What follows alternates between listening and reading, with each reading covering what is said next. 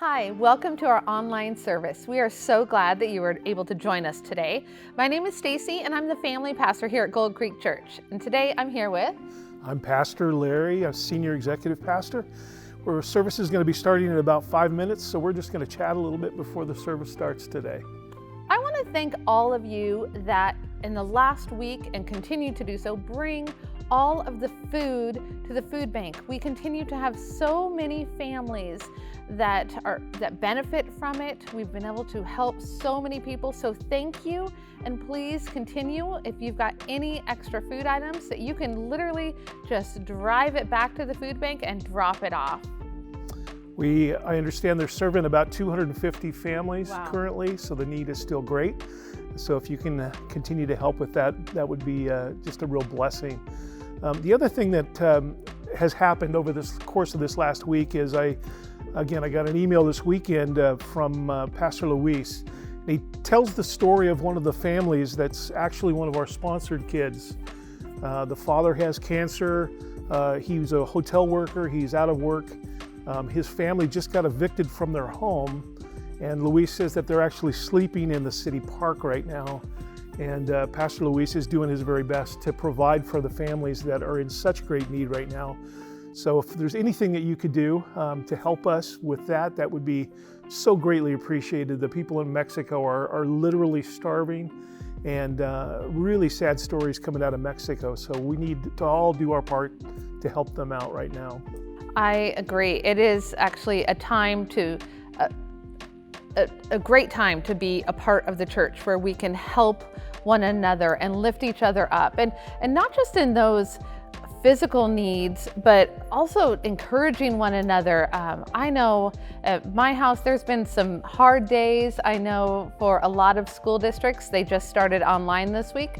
How's that going at your home? I was telling you earlier that when I left, everybody was in tears at home, so it's not going great right now, but we may have to hire a teacher to come and teach my kids because we're not very good teachers. You're probably not the only one feeling like that.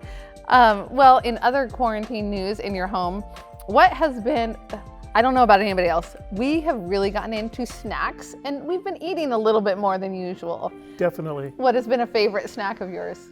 Oh, we comfort foods. Anything comfortable, breads, those things that we typically kind of try to refrain from, they're kind of on our diet these days, yeah. We have, for whatever reason, really gotten back into root beer floats and have been having that as a nightly treat. Well, that sounds good.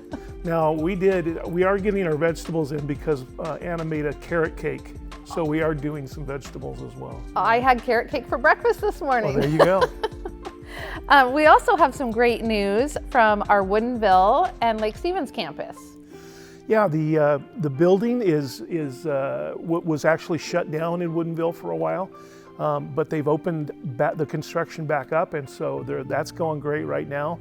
And then also an update in Lake Stevens that we've got all the plans submitted for the project in Lake Stevens. So things are moving forward, and it's exciting times for our campuses. Oh, that is good. And especially with Woodinville, we hope and plan to open up our other preschool there this fall. That's right. Yeah, this fall. That's right. Yeah. I think you can check it out online for enrollments as well. We're talking to the pastors from Lake Stevens and Woodinville. And Woodinville pastors are saying that they're really enjoying going to church these days because they can wear camo and they don't have to get real dressed up. Well, and I've heard that setup and teardown have been going really well. Yeah, it's really easy these days. The transition to digital. That's right. And then I don't even know if James wears pants on Sundays anymore. I don't know. I want to share some information about our kids and youth services. If you have not yet checked those out, we have stuff for all of your kids. Birth through 5th grade, the services can be found every week and during the whole week at our Gold Creek Kids YouTube channel. And our youth is Encounter Youth channel, and that is for middle school and high school both. So please check it out. And it's fun to watch as a family together too. My kids have been tuning in, and I've even heard Jaden upstairs listening to one of the services on his own, not even having to send him there. So I think the kids are going to benefit from this. On the high school one, I've noticed my senior gets on there and he's chatting with a lot of them. And just like the rest of us, they are missing that connection with their friends for sure. But again, our services, I think, are really strong these days. The music has just been outstanding. I can't quit talking about that because it's just, they're doing a great job. Yeah, it's been fun to watch. So with that, I hope that you guys enjoyed today's service as well. Have a great week.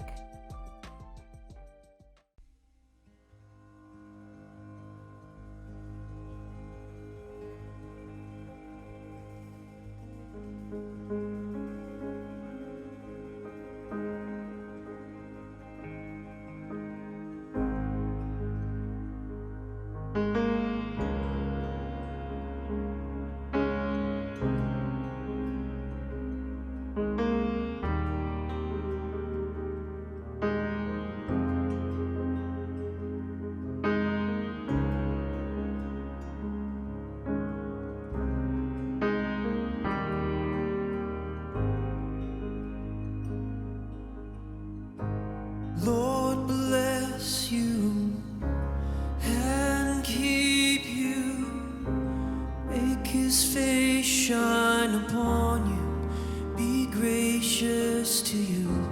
Lord turn his face toward you and give you peace.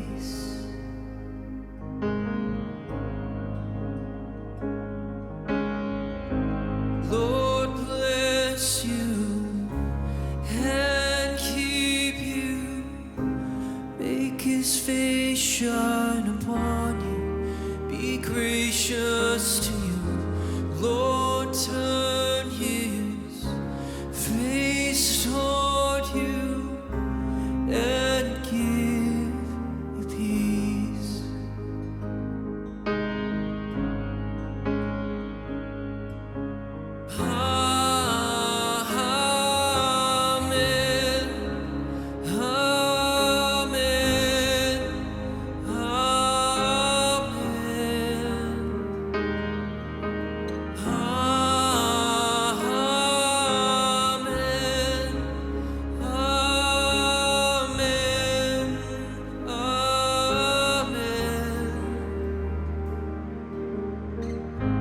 Lord bless you and keep you, make his face shine upon you, be gracious to you.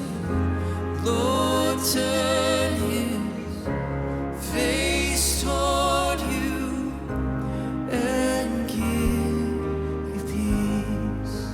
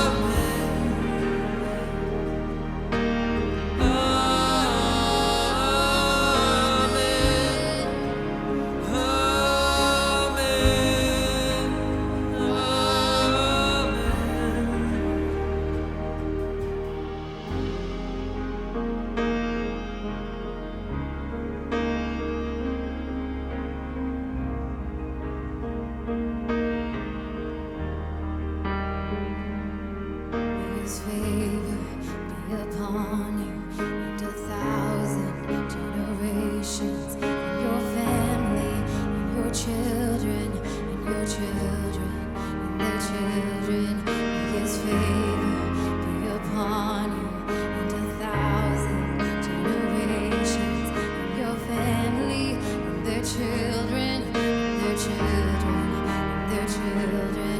May his favor be upon you and 1,000 generations, and your family, and your children,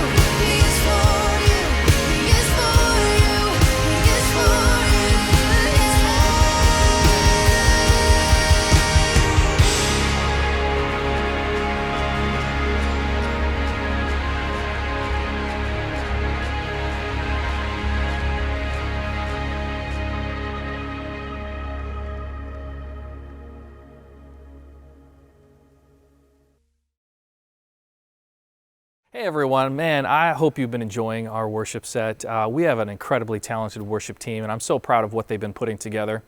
And before we go to the next song, I wanted to just give an opportunity for you. Maybe you've tuned in and you've just kind of stumbled upon us. Maybe you were invited by a friend, and you've just been kind of going through your life and feeling like something is missing. And so you're here, you can definitely feel a tug from God saying, hey, come follow me. And this is your opportunity. And what I'd like for you to do is on the screen here, a number will pop up, and I'd like for you to text that number the word Jesus. That's all you have to do is the word Jesus. If you just feel like you're missing something and that God is that thing that you're missing, text Jesus. And we will connect with you today to walk you through what that looks like. Maybe you've never put your faith in Jesus, so this is going to be the first time that you do this. We want to walk through this with you. Maybe it's a recommitment or a reconnection. You used to walk with Jesus when you were younger, and now you're wanting to reconnect. We want to walk with you. Or maybe you just have some questions. We want to walk with you. And so this is that opportunity. We would love to be a part of this with you. There's the number. Text Jesus.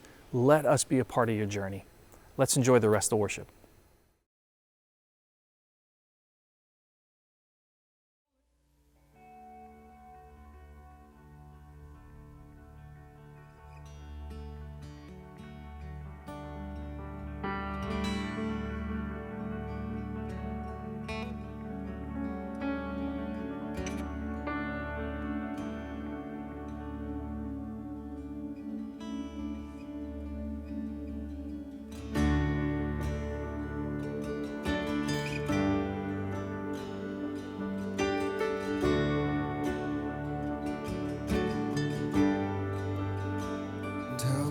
The chasm that lay between us, how high the mountain I could not climb.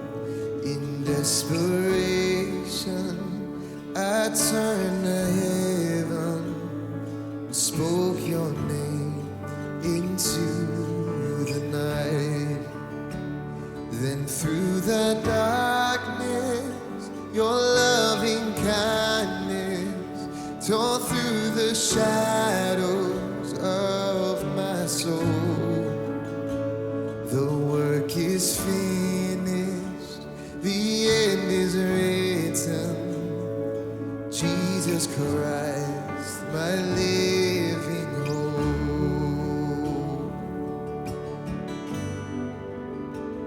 Who could imagine so great a mercy? What heart could fathom such boundless grace? The God of ages stepped down from glory to wear my sin and bear my shame. The cross has spoken, I am forgiven. The King of Kings calls me his own. Beautiful Savior, I'm yours forever. Jesus Christ, my living hope. Come on. Hallelujah, praise the one who set me free. Hallelujah. Death has lost its grip on me. You have broken every chain. There's salvation in your name. Jesus Christ, my living hope. Come on, sing it. Hallelujah. Praise the one who set me free. Hallelujah. Death has lost its grip on me. You have broken every chain. There's salvation in your name. Jesus Christ, my living hope.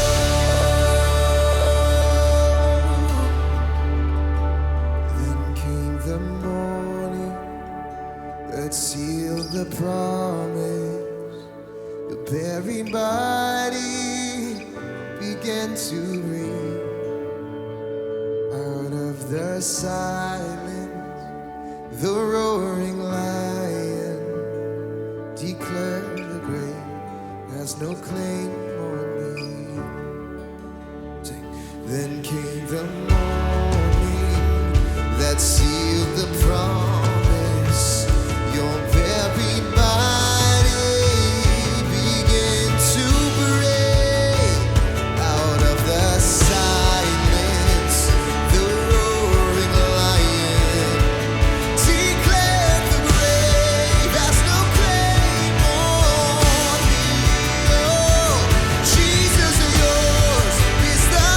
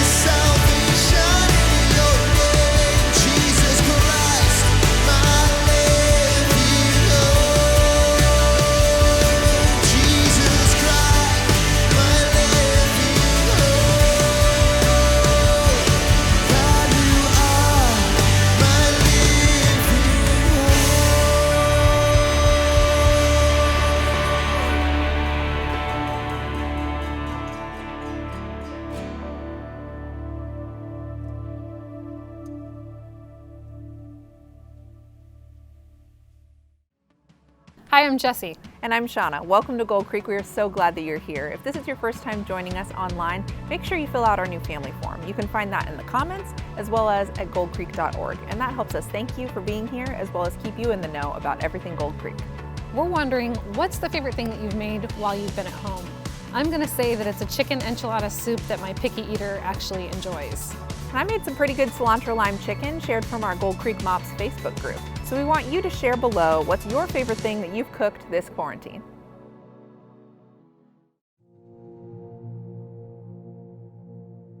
So everything happened when my mom got divorced when she was pregnant with me. She was in Mexico with my dad, and then my mom decided to move to the United States because she was getting divorced. And we were living here on the household. It was my aunt, my uncle, and my grandpa, and one of my cousins that it was an older guy. My cousin, it was sexually touching me. I consider he was like raping me every single day since I was 6 till I was 11. And I stopped because my grandpa decided to take me back to Mexico. And believe it or not, but I forget this guy. I forgive him. Last year, New Year's, I shook his hand. And he gave me a hug.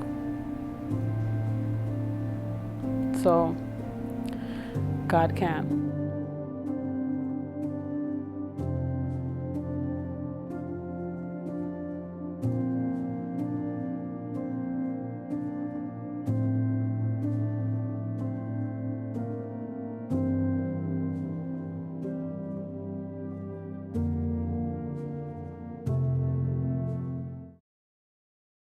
All right, hey guys, welcome this morning to another Sunday morning here, and it's starting to become almost normal, which is strange, right?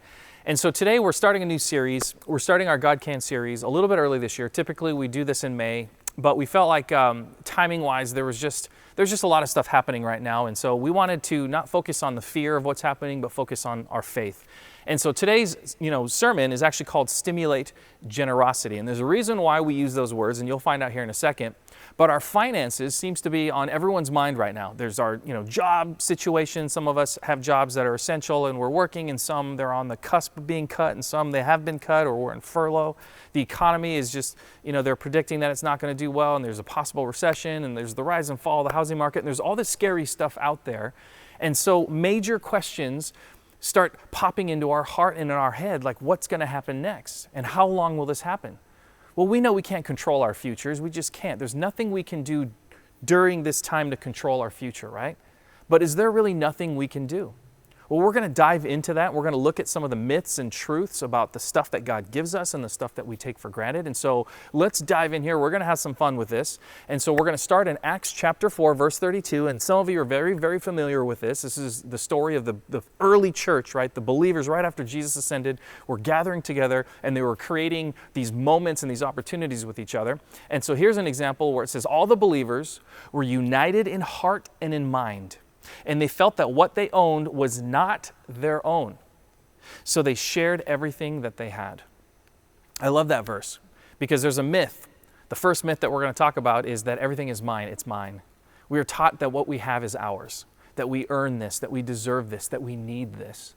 And if you've ever had a sibling growing up, then you know what this means, right? When your sibling has something that's yours and you say, this is mine, right? And you take it from them, or you have something that's theirs and this is mine. This is my toothpaste. This is my toothbrush. Don't use my toothbrush, which yes, don't do that. That's gross. And then you get married, right? His and hers.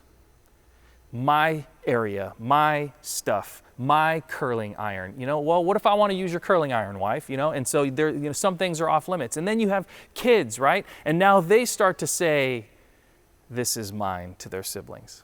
And the cycle just repeats and it repeats. Man, I remember going through drive-through one time, and my kids are actually really good about sharing with me. They're terrible with sharing with each other, but they're great with sharing with me. And for 98% of the time, if I ask for something, they'll give me some of it, whether it's a sip, a bite, whatever it is. And I remember one time I gave fries to all my kids, and I asked for just one fry from one of my kids, and he said no. And he's like, no, these are mine, Dad. And I just, in that moment, I felt like, oh, he's being so selfish. Does he not realize that I could turn this car around, go back through the drive-thru, and order enough orders of French fries to bury that kid? I mean, I could just order that many. I could physically do that if I wanted to, and yet he can't give me one. And I remember just sitting there going, son, who provided those for you? And he goes, you did, Dad. And I said, can you give one back to your dad? And he's like, yes, Dad. And he actually gave me back two. So it was kind of a cool learning experience. But the truth is, it's mine, but really the alternate is the truth, and we're going to show the truth here. It's that God provides. It's not our own. What we have is not our own. When you really think about it, really think about the stuff that you have, the stuff that is in your account, the stuff that you drive. Do you really possess anything? And I'm not talking relationships here, right? I'm not talking about relationships, but stuff. Do you really possess anything that can't be taken away? We're talking houses, cars, money, anything that we have we could lose, to theft, to the downturn in economy, to natural disasters. There's nothing that we have that is permanent. And if we start to look at what we have in the terms of as stewards, it really does change how we behave and act throughout the day and throughout the week and month and year. It could change, from day to day. Obviously, some days you're feeling it, some days you're not. But when we look at the word steward, the actual word means to take care of something, that it's your job to take care of something.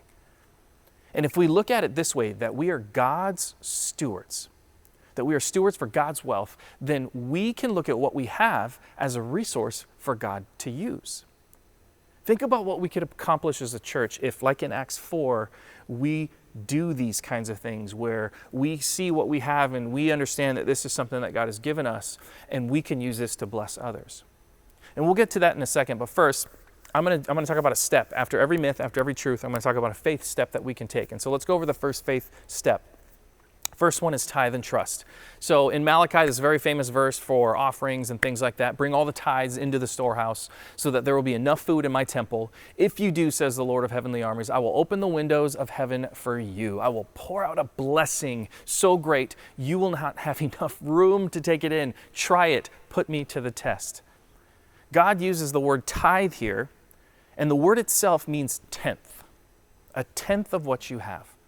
Today, the word tithe is connected to church, right? It just is. That's where it is most commonly used. Your employer doesn't say you're going to tithe 10% to Medicare. That's not how they say it, right? It goes to the church. And the reason we do this is not, and I'm going to say it real clearly here, the reason we tithe is not to pay the pastors.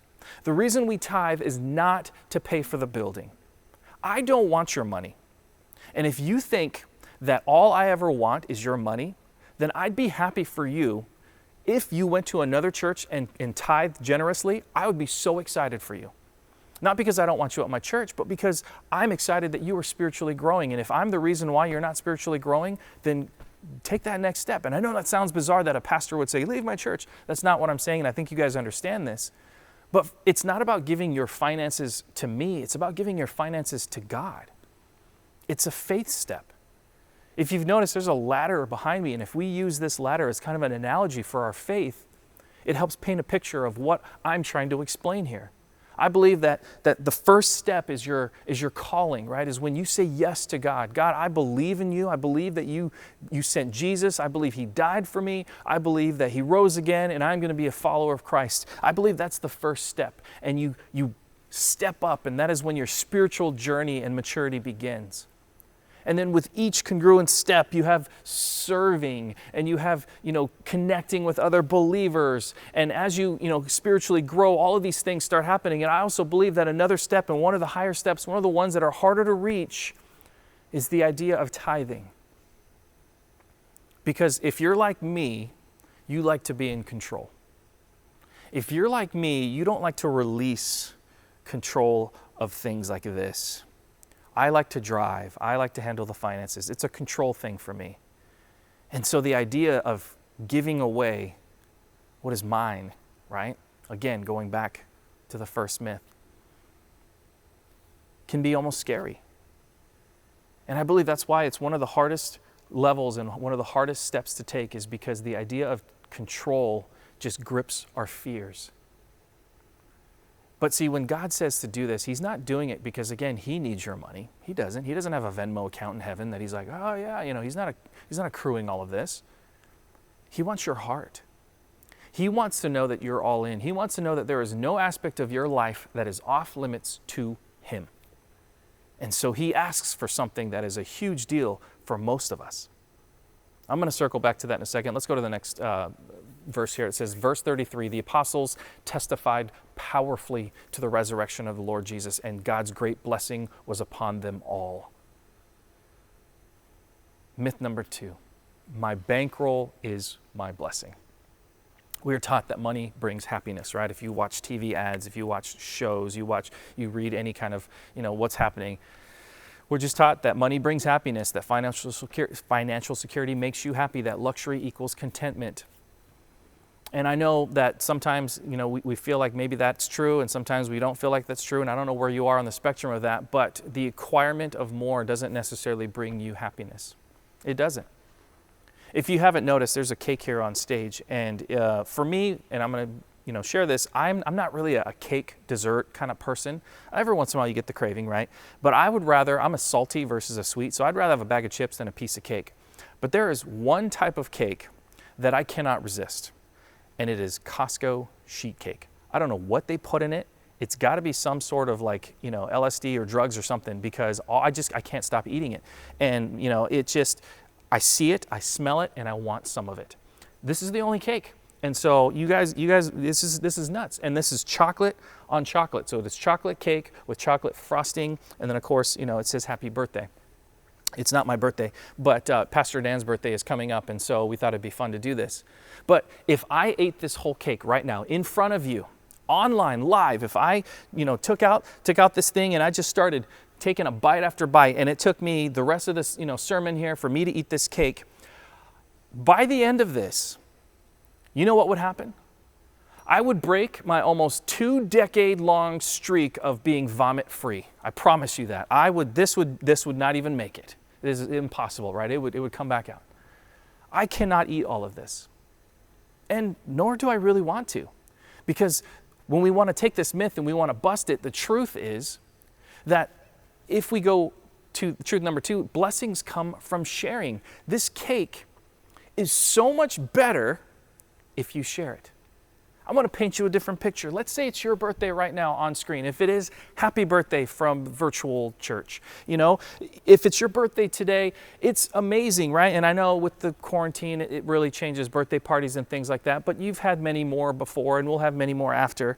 But for me personally, I would rather share, if it's my birthday and I have this cake, I don't want to eat this cake by myself.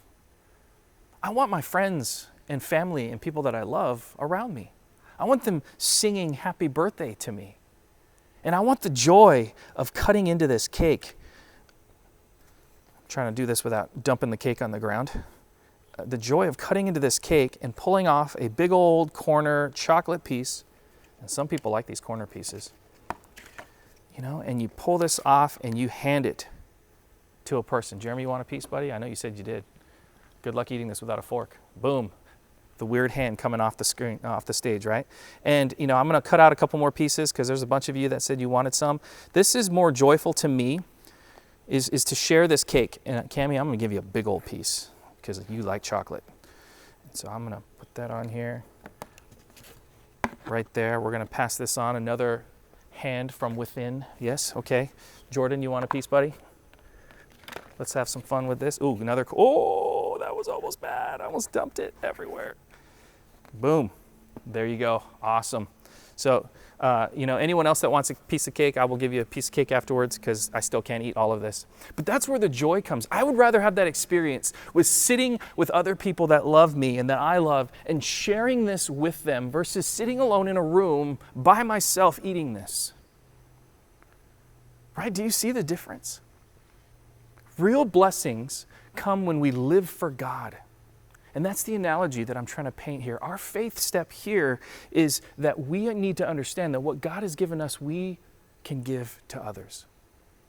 And so the faith step, as we look at it, is share your faith and meet a need. Call people, text people, Zoom, FaceTime, Google, Hangout, WebEx, whatever you can find. There's a new one called House Party. It's a new app that you can use. Sharing our faith, focusing on others instead of ourselves. These are things that we can do. We can look for these opportunities to share what we have. And yes, sometimes we can do it financially and sometimes we can do it spiritually. And I'm going to talk about both here in a second. But you know what I do and what I've been doing lately is I've had to train myself to do this. It wasn't always natural for me to do this, where I would start to look for people and a need that they might have. It's just something that I've started doing probably in the last year. And what I do is, like when I go to the store or to the gas station today, I went to go get a Costco sheet cake. A lady's battery was dead, and so I was going to jump her battery, and all the attendants came out and said, no, you guys can't do that. We have a thing for this. We don't want to start a fire. And so, you know, whatever, but it was a thought that counts. And so I'm always looking for these opportunities. And just a few days ago, I was at Walmart, and there was a guy trying to load this giant patio set in the back of his truck. And, you know, he's doing one of these and he's like trying to lift it with his leg. And, you know, I ran over there and I grabbed a corner and I'm like, here, let me help you with this. Let me help you with this. And I just lifted it up and I put it in his truck with him. And, you know, and we didn't shake hands because of social distancing. We gave the high five from like here. And so it was one of those, but it was just something that I look for now. And I just left with, hey, have a great day today. That's it. That's all I said to him. What do you think would happen if we did this more?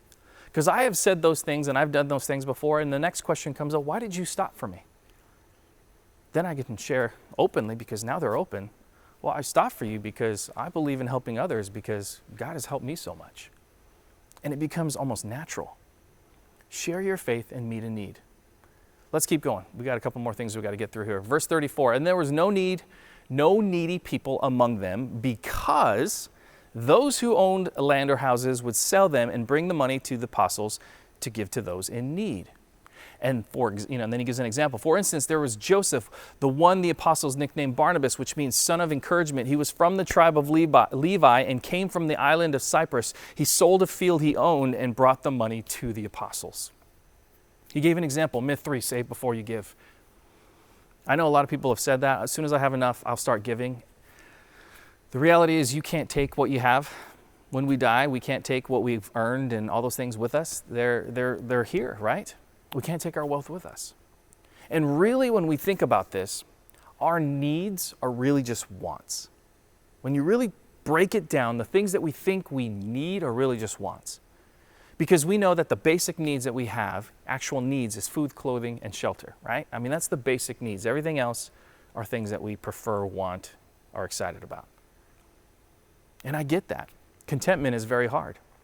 You know, one of my friends, Paul, and you guys know he does the offering talks for us when we have live services and things like that. But Paul, he was sharing this very interesting psychological study that he was reading about contentment, where, you know, people would go to these luxurious 5-star hotels and they would spend time at these 5-star hotels, and, you know, everything's brought to them, and the linens and the sheets and everything is perfect, and the, you know, everything's just as best you can, gold plated this, and then of course you leave and come back and everything's turned, you know, back up and everything's reset for you, and it's just this amazing experience. And then you go home and you don't have that experience, and you start looking around. Even if you have a huge home and you're doing amazingly and you have this luxurious home, it's still not the same. And so in your heart you're like, how do I get my home to look like this? How do I get my home to be like this?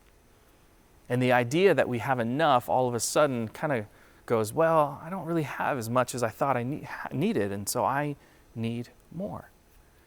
And it becomes this unending circle. And so he and I jokingly said, well, you need to start staying at Roach Motels and things like that, because then when you get home, you're going to be like, wow, 5-star home. And so I think it'd be, you should do that next time. Go to the 1-star hotels on Yelp, not the 4 stars, okay? It'll help you with contentment, because we need to, you know, again, we just want more the next time, and that's how it works. And so let's go to the truth of this. Save before you give before you save. Again, I want to say, I'm not trying to make you feel bad if you have a lot, if you have a savings account, if you have a retirement, if you have a big home. I'm not saying that at all. My focus is on what we do with what we are given. I have a friend who all of us would consider very rich, multi-millionaire rich. He is and has been for a long time. And what's awesome about this friend of mine is that he is one of the most generous men and people that I know. He tithes above and beyond more than anyone I've seen. Even if, you know, he's not sure that it's going to budget, you know, equal out, he still commits and he tithes.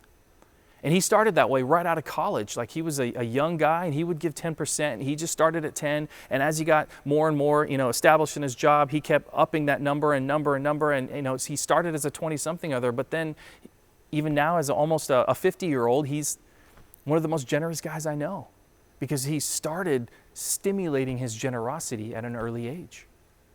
And so when we're talking about our faith step here, and this is, I think, our last faith step, is we need to stimulate generosity in whatever way that we can. And here's what I mean, okay? I want to explain to you, and this is, you know, normally we would do an offering talk like right before this message. I don't know if you noticed, we actually didn't do an offering talk. And the reason is I want to share an idea that we came up with that we want to try here at Gold Creek. And it's going to sound a little nuts, but if you've been a part of Gold Creek for a while, you know that sometimes we do things that are a little nuts. We swing the bat, we try to hit a home run. And so when we were putting this series together, and in light of what's been happening for the last 5 to 6 weeks, and more people that I've been talking to that have said, yeah, I'm in furlough, I've lost my job, they've put me on hiatus until this blows up. All of these things that are happening has really started weighing on our hearts as pastors. And so we came up with this idea that there is a stimulus check coming for most of us. For most of us, right? There's a few that, you know, obviously they make too much and they don't get any, and then there's some that don't qualify. But the majority of us are going to get some sort of a stimulus check. And so what we were thinking is, we are in different places in our lives and in our financial lives. And again, I'm not going to call you individually and say, let me see your books so that I can, you know, not doing that. This is not about me. This is about you. And so our challenge is we want to set up a program, if you will, for lack of a better term. We want to set up a database. We want to set up an opportunity for you, if you have margin, to give your stimulus check to someone who does not. And we're going to have a link here at the bottom. It's a giving link, or it's a stewardship link kind of thing, where you just click on it and you can either say, I want to give money, or I have needs. And so there's two ways that you can go with that, and you'll see the link there in the comment box. Go ahead and click on that if, as soon as you get a chance here. But what I love about this is, let's say, you can't, you need some of your stimulus check, and that's okay. And maybe there's just some of it that you don't need, and you're like, hey, I only need half, and so I want to give half to someone who needs it. Great, commit to that. Or maybe you have enough margin and you can give your whole check. Great, awesome.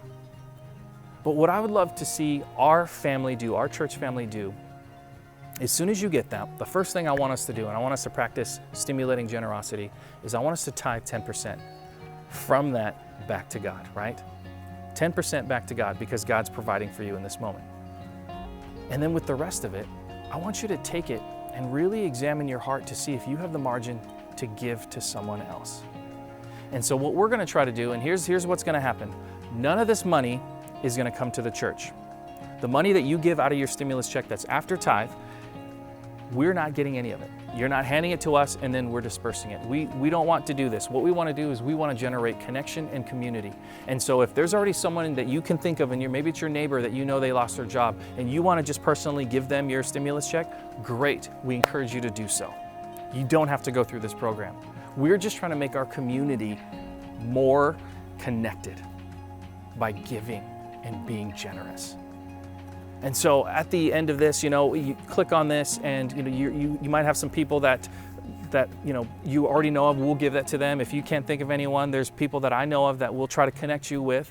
And so you give and you go to this thing and you commit to this, and then there's going to be a database, and someone who's going to manage that database is going to just connect you with the other person and say, here's their phone number, give them a call, and you guys can set up a time to do that. And we're going to try our very best to sift through as much as possible, and to to create the needs based off of what we think is the strongest. And so we're going to try to do that best we can.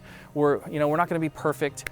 You guys know there's going to be people that are going to just come in and probably try to take, and that's just the reality of it. And we're going to do our best, and there's going to be some people whose needs we can't meet. We're going to try to do our best. But it doesn't matter, honestly, and here's why I say that. It's not about when we're talking about generosity, it's not about what they do, it's about your heart. And we're trying to exercise our heart. We're trying to grow the generosity that's already inside of us. And so it doesn't matter if they lie. It doesn't matter if they ask for more than they actually need. That's not about them, it's about you, it's about me. And so my encouragement, my challenge to you is, don't worry about that. Let God figure that part out. If God is telling you right now, I'm giving you this gift, you have margin, give it back, then do that.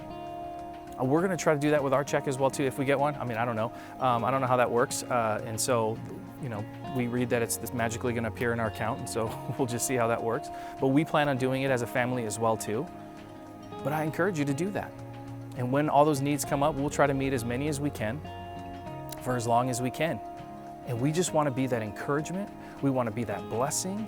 And we want to do this because we love God, because we're going to that next step of spiritual maturity, because we believe that God can. And if we were a church live right now, that's what we'd be doing. We would have the God Can up here on stage. I would say, all right, bring your commitments of your stimulus that we're going to give to these people that just need our help. Just like in the early church, those that had more gave to those that needed. That's what we're doing. And we would place those in the God Can, and we would, give those to him and let him figure this out, and then we would connect you guys. And so we are doing the same thing. We're just doing it virtually. And so that link will be available. Click on it. The second thing I want to ask is, if you haven't tithed, I encourage you, try it. Start it. Do the 90-day tithe challenge. We would love for you to take that next step and to release control. And then my last group, those of you guys that are already tithing, awesome. Keep it up. I'm so proud of you guys. There are people this year that have stepped up, and they were on the fence about whether or not to tithe, and they have been tithing faithfully, and I am so proud of them. And I just want to say their names out loud. I'm not going to, because I don't want to embarrass you, but I'm so insanely proud of them. Not because that they're giving me money, but because they have relinquished control to God. And my heart exploded when I would see these people giving in generosity. And so for me, for you, for us, for our church, for our community, I want us to be the people, the family, the church that is known as the one that is generous to their community. And so that is my challenge to you guys. Click on that link if you have margin. Maybe you're not getting a stimulus check and you just have margin just because you're doing well and you just want to commit. That's fine too. We would love for you to be a part of this, to be a part of generosity, to be a part of this movement that is going to help our economy and our community. Let me pray for you and then we'll be done. Heavenly Father, I thank you so much for all that you do, for the love and the grace and the provisions that you give us, God. Sometimes it's hard to see beyond the clouds and the gray.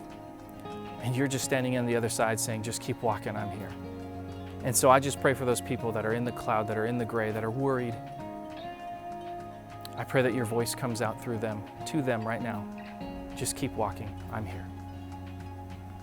Lord, help us to be a church that is known as a generous church. Help us to be one that sees the needs around us and wants to meet them.